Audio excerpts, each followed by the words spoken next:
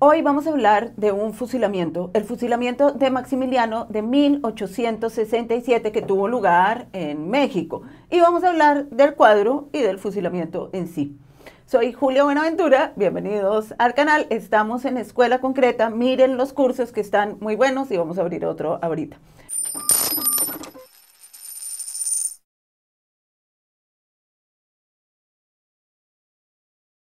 Apenas supo del fusilamiento de Maximiliano, el menos impresionista de los impresionistas, Edouard Manet, el pintor, se puso a hacer un cuadro de grandes dimensiones sobre el hecho, que mostrara el momento fatal a Maximiliano cuando le están disparando, cuando está cayendo la descarga. Un cuadro de grandes dimensiones en donde el espectador se viera confrontado. No es lo mismo un cuadro pequeño, un grabado de 30 por 40 o de 10 por 10, que un cuadro enorme de 2,50 por 3 metros. Un cuadro como este. Esta es la primera versión que hace Edouard Manet del fusilamiento de Maximiliano.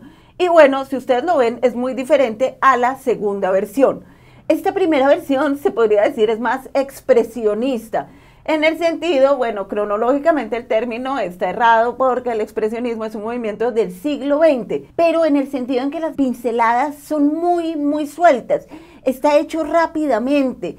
Fíjense cómo el humo de las balas está flotando por el aire, los tres tipos casi no se ven, atrás las figuras están esbozadas, y bueno, en la composición está el grupo del pelotón de fusilamiento, los fusilados, y adelante un tipo que es el encargado de dar el tiro de gracia por si las dos descargas iniciales no funcionan. Este tipo no solamente está ahí para mostrar que Manet sabe mucho de pelotones de fusilamiento, sino que está allí para dar una diagonal, la diagonal de su fusil que contrasta con las horizontales que ya se esbozan en los otros fusiles. Fíjense en el tono, no los colores que son azules y en los ocres, en el anaranjado que está aquí en la mitad de este tipo, y cómo esos tonos hacen una integración cromática del cuadro absolutamente maravilloso. Otra cosa, la ropa. Manet intentó ser lo más realista posible, entonces vistió al pelotón de fusilamiento de mexicano, o lo que él se imaginaba que era mexicano, que era pantalón ribeteado, bota ancha y los sombreros mexicanos. Este cuadro es de 1867, justamente el año del fusilamiento, pero Manet va a seguir trabajando en estas imágenes hasta hacer 3 versiones. Pasamos a la última versión, que es la más conocida, es la que todos conocemos, la que yo conocía. Yo vine a conocer la versión inicial en este año, no la conocía antes. Y bueno, miren cómo ha cambiado la pincelada, el trazo, el dramatismo, y cómo han cambiado los mismos trajes de los soldados. Resulta que de 1867 a 1869, cuando Manet hace la última versión, comenzaron a llegar fotos a Francia. Fotos prohibidas porque no estaba permitido hablar de Maximiliano y de su fusilamiento. Fotos que circularon clandestinamente y en las cuales se veía, por un lado, el fusilamiento en una especie de fotomontaje fake que circuló mucho, que se vendió mucho porque estas fotos, estos grabados de noticias se vendían a los centavos, y una foto del pelotón de fusilamiento que mostraba que los soldados estaban vestidos no como mexicanos, más bien como franceses. En el fotomontaje del fusilamiento vemos que hay como un muro atrás, un muro que va a usar Manet en su última versión para dar un telón neutro a la escena principal. Y para poner la multitud, los espectadores, se supo que había espectadores en el transcurso de esos 2 años, arriba, sin que interfieran en la escena principal del cuadro. En este cuadro vemos los colores muchísimo más separados, no está todo junto como en el otro, que parece con rabia, rapidez, es mucho más Manet en realidad. Y bueno, vemos las horizontales de los fusiles que juegan nuevamente con esta diagonal de aquel que está destinado a darle el tiro de gracia. Ojo, fíjense que el pelotón de fusilamiento entonces está vestido como francés y Maximiliano, que era europeo, que no era mexicano, lleva un sombrero mexicano. O sea, es Maximiliano el que está como mexicano. Y bueno, esto tiene mucho que ver con lo que dijo el escritor. Émile Zola no fue México, fue Francia la que mandó a matar a Maximiliano. Ahora, ¿por qué? Vamos a ver quién era Maximiliano, quién era Benito Juárez, el presidente de México, que yo creo lo tiene que mandar a matar. Y bueno, ¿por qué Edouard Manet, este impresionista, menos impresionista de los impresionistas, se interesa tanto en esta historia? A punto de hacer 3 cuadros enormes, presentarlos al Salón de París y ser rechazado en 2 ocasiones por el motivo de su obra. Hago un paréntesis, la segunda versión es esta, ustedes la ven cortada, y bueno, se parece mucho a la última, no tiene el muro, tiene como un paisaje atrás, una línea de horizonte también, es muy interesante. Y ahora, ¿por qué está cortada? Resulta que Manet la guardó en el desván y cuando él se murió, sus familiares encontraron la obra. Según los familiares, estaba en pésimas condiciones, entonces dijeron, cortémosla y la vendemos en pedazos, tipo happening, o sea, de los años 70, no, o sea, cortemos la tela y la vendemos en pedazos. Y bueno, en esos cortes perdimos a quien, el protagonista de la obra, Maximiliano. Yo no sé si esto lo hicieron porque la tela en realidad estaba damnificada o porque el tema era tabú en Francia, no se podía hablar del asunto. Y bueno, no sabemos por qué, pero rompieron la tela, la cortaron. Y ahí Degas, cuando se enteró, el pintor de las bailarinas, que era amigo de Manet, dijo, no, esto no puede ser. Juntó los pedazos, no sé si los compró, los pidió regalados, bueno, el punto es que los juntó y él fue el que los montó sobre este lienzo. Les cuento una cosa más, esta obra sale de Francia en la Primera Guerra Mundial, cuando comienzan a vender toda la pintura francesa, el impresionismo, que ya son clásicos, a precio de nada, a precio de huevo.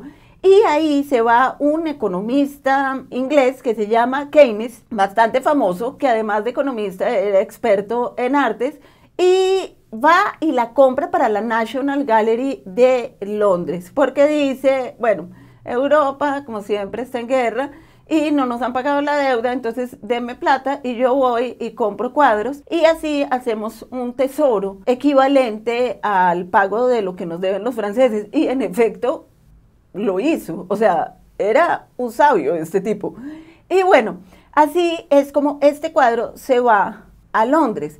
Lo curioso es que ninguno de los 3 cuadros de Manet está en París. Uno, el más famoso, está en Alemania y la primera versión, que es la menos famosa y para mí la más interesante, no sé, pongan en los comentarios cuál les gusta más, si la última versión, la conocida, o la que yo llamo expresionista, la primera, la de 1867. Bueno, esa primera versión está en Boston. Manet hizo 2 imágenes más con respecto al tema, un boceto para el último cuadro, que está aquí, precioso, porque tiene el humo del primer cuadro, pero toda la composición y lo bien puesto de los muñequitos de Manet del segundo. Y una litografía que es reproducción múltiple para distribuir por toda Francia. Ahora vuelvo a la pregunta, ¿por qué capitalismo tardío? ¿Por qué a Manet le interesaba tanto que esta imagen circulara, se conociera por Francia? Bueno, esta imagen es oprobiosa para los franceses porque los franceses de alguna forma traicionaron a Maximiliano, le dieron la espalda, pero además porque este fusilamiento es hecho por Benito Juárez, un presidente mexicano constitucional, o sea, el presidente de verdad de México, que Maximiliano prácticamente le había hecho un golpe sin saberlo, porque Maximiliano era además de todo bastante ingenuo. Y Juárez, que era de raíz indígena, de raza indígena, me dicen por aquí mucho que no existen las razas, yo les preguntaría, entonces no existe racismo. Sí, no existe racismo. También me dicen, no le digas indio, dile indígena. No, en Colombia indio es un insulto y tenemos que volverlo justamente un elogio. Ser indio, que nos pusieron ese nombre a nosotros de la India, sí, ser indio que viene de una palabra, de un equívoco, como todos los equívocos, como Río de Janeiro, que no era un río, en fin, tiene que volverse a nuestro favor. No podemos tener vergüenza de ser indios. así, con el error histórico y todo. Muy bien, Benito Juárez, que era un indio como usted o como yo, fue el que mandó a fusilar a Maximiliano por una orden judicial. Y que un indio mandara a fusilar a un miembro, un archiduque, un miembro de la corte, un blanco ojiazul, era toda una conmoción, pero más aún porque Francia y el Papa lo habían abandonado. Entonces vamos a ver qué pasó. 1822, nos vamos para atrás, México se independiza con Iturbide. El grito de independencia ha sido dado por personajes fantásticos, Hidalgo, pero es consumado, terminado por Iturbide, que es un personaje bastante turbio y bastante manipulador. Iturbide es un tipo así, mira, cuando ya está dada la independencia, él espera 2 días para consumarla, para decir este grito, para que coincida con su cumpleaños, ¿no? Entonces, que el cumpleaños de México coincida con su cumpleaños. Después, Iturbide desaparece del mapa, pasa el tiempo, pasa el siglo XIX, como sabemos, 1848, Estados Unidos le roba la mitad del territorio a México. Esto hay que decirlo con todas las letras, así como se robó a Panamá. Hice un video sobre robo de Panamá, no a Colombia ya, sino a la misma Panamá. Y bueno, se los dejo por acá. Y Estados Unidos entonces roba la mitad del territorio de México, comienza su guerra de secesión por la esclavitud. Los del sur se oponen a que liberen a los esclavos, los del norte quieren. Y bueno, México en el intervalo está en una situación muy difícil, pues no es fácil perder la mitad del 55% de uno mismo. Y ahí sube al poder Benito Juárez como presidente de México. Esto es, pierden los conservadores. Inmediatamente pierden los conservadores como siempre, pues se ponen a pensar, hagamos un golpe. O sea, esto pasa hoy y siempre, vuelve a pasar. Siempre que pierden, están pensando en hacer golpes, como ha pasado en Bolivia, como ha pasado en Brasil y como espero que no pase en Colombia. Julia, no es un golpe, son decisiones parlamentarias y judiciales. Sí, claro, apoyadas por Estados Unidos, ¿no es cierto? Pues si ellos apoyan la libertad, ¿por qué no? Ellos apoyan la libertad, la democracia, la empresa, valores fundamentales. El punto es que los godos, que en Colombia llamamos a los conservadores godos, los godos se ponen a ver cómo le hacen un golpe a Benito Juárez y deciden irse a Europa a buscar un rey. Así se las pongo. En ese momento Benito Juárez ha decidido dejar de pagar la deuda porque México está quebrado. Y uno como gobernante tiene 2 opciones, dejar de pagar la deuda y ayudar al pueblo o matar al pueblo de hambre y pagar la deuda. Que pagar la deuda por lo general no es solo, es endeudarse más, nunca terminan, porque si no ya hubieran pagado nuestras deudas. No.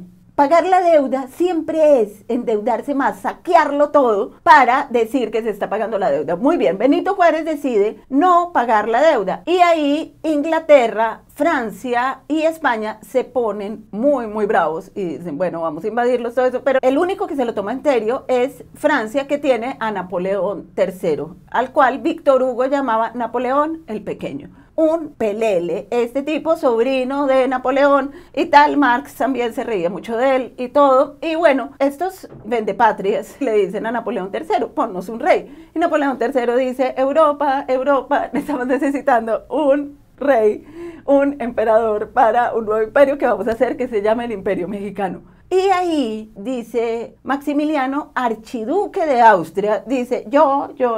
¿Por qué Maximiliano? ¿Por qué un europeo que vive bien en Europa quiere venir a ser gran emperador de América? Porque su primo era Pedro II. Era Pedro II, emperador de Brasil. Pero es que Pedro II había nacido en Brasil. O sea, Pedro II era el más brasileiro de los brasileiros. Y entonces, Maximiliano ya lo había visitado incluso. O sea, Maximiliano se había ya cruzado el océano para conocer Brasil y había hecho una expedición por el Amazonas. O sea, el tipo era un aventurero, era un tipo bastante interesante, Maximiliano. Como les digo, ingenuo. Y entonces él pensó que podía gobernar México haciendo una alianza con su primis en Brasil. Pero el primis en Brasil, Pedro II, tenía suficientes problemas. Primero, él, ¿qué vendía? Vendía café y azúcar. ¿A quiénes? A Estados Unidos y a Inglaterra. ¿Y quién había puesto a Maximiliano en México? Los franceses, los grandes enemigos de Estados Unidos e Inglaterra.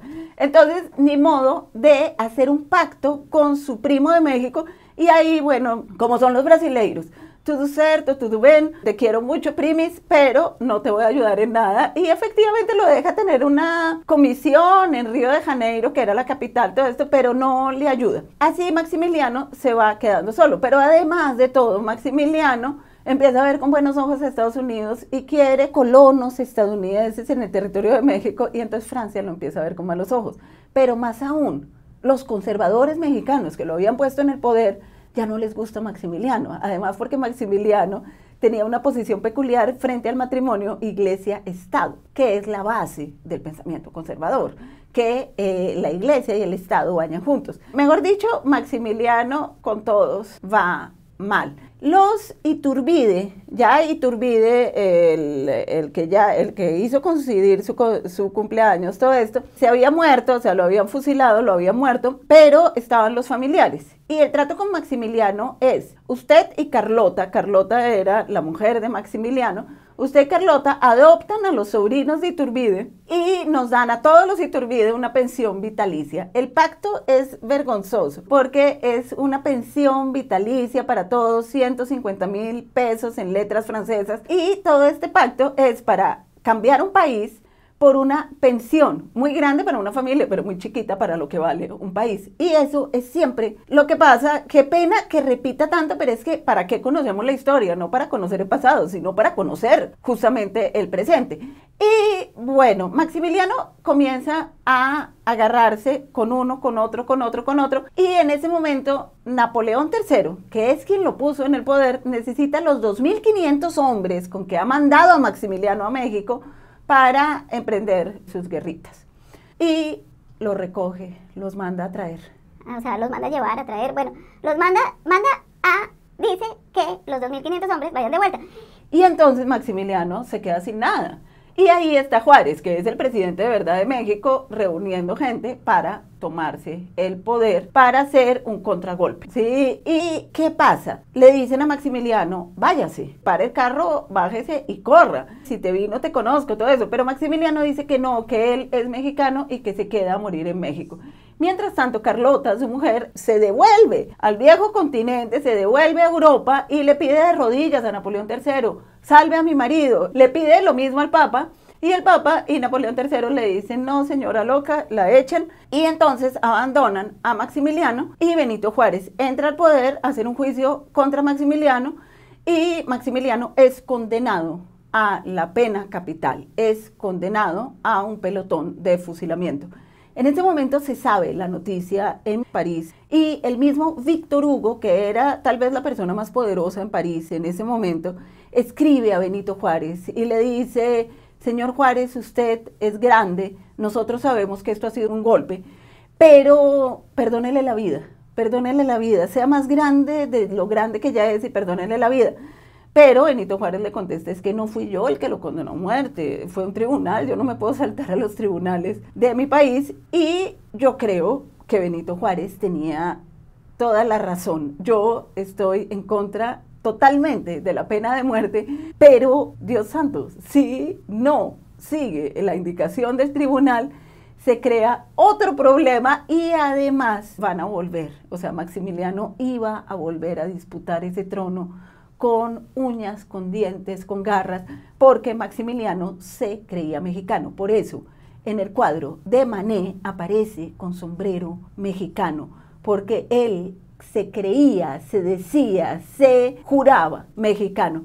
Entonces, muy bien, Manet pinta el cuadro, inmediatamente se sabe esto, que es un oprobio para Napoleón III, que es un oprobio para los franceses, que es un oprobio para las cortes y para las familias reales europeas. Pinta el cuadro bien grande para que se sepa. Y no contento con la primera versión, hace la segunda, hace la tercera y todas se la rechazan, y entonces hace la litografía para que circule. Y bueno, la litografía solamente puede tener un gran tiraje 20 años después, o sea, 15 años después, como en el 1880. Y esto es nuevamente muy diciente. ¿Qué pasa? Ahí Francia comienza a perder sus guerras, no le va bien con los 2.500 hombres que ha mandado a traer de México y comienza una insurrección de los franceses que va a dar en la Comuna de París de 1871. La Comuna de París fue increíble y aunque fue muy corta, hicieron un gobierno que exigía las cosas más básicas, pero las cosas que se consideran turbias y oscuras. No por los conservadores que en nombre de la libertad lo que quieren es robarse los países para sus propias familias. Sí, empobrecer a todos para enriquecer a unos pocos. La Comuna de París pedía educación gratuita para los dos géneros. Pedía en ese momento en que París estaba pasando por una situación muy difícil la abolición de las deudas de alquiler. ¿Para qué? Para que las personas pudieran vivir en París, como hoy se pide. Por favor, que los grandes poderosos no compren todos los apartamentos pequeños, porque si no, los de Barcelona van a tener que salir de Barcelona. Los parisinos, bueno, ya hay algún parisino que viva en algún barrio de verdad tradicional de París, que no sea millonario, ¿no? Es una buena pregunta. Pedían un impuesto único anual en función de los ingresos. Supresión del presupuesto para el culto religioso, derecho de libre asociación y reunión, que esto es un derecho de que se asocien los pobres para defender sus derechos, y bueno, un sufragio universal soberano, entre otras peticiones. La Comuna de París es un mito, es un estado que se hizo en pocos días y que hizo sus peticiones, todo eso, al que se sumaron algunos escritores, no todos, y algunos pintores. Entre esos pintores, claro, que estaba Manet, que mandó su familia afuera para poder enlistarse y combatir en la Comuna, porque ya que el cuadro sobre Maximiliano no se lo habían dejado mostrar, pues entonces se iba y combatía él mismo. Este cuadro muestra un punto de quiebre en Europa, un punto de quiebre del poder de las monarquías, pero este cuadro es inspirado por México y por Juárez, por el gran Benito Juárez, que es el que se puso las pilas, el que se puso realmente en su lugar de presidente de México y pudo responder a otro golpe de Estado más orquestado por los vendepatrias y por las élites europeas que usan a nuestras élites para apropiarse de nuestros recursos. Entonces, nada, esto es lo que vemos en este cuadro. ¿Con qué versión se quedan? ¿Con la primera expresionista o con la segunda más Manet? Muchas gracias, soy Julia Buenaventura, estamos en Escuela Concreta produciendo conocimiento. Y nada, vean el próximo curso que es sobre ciudades y que va a estar buenísimo. Me hago propaganda así porque entonces, ¿para qué? Gracias.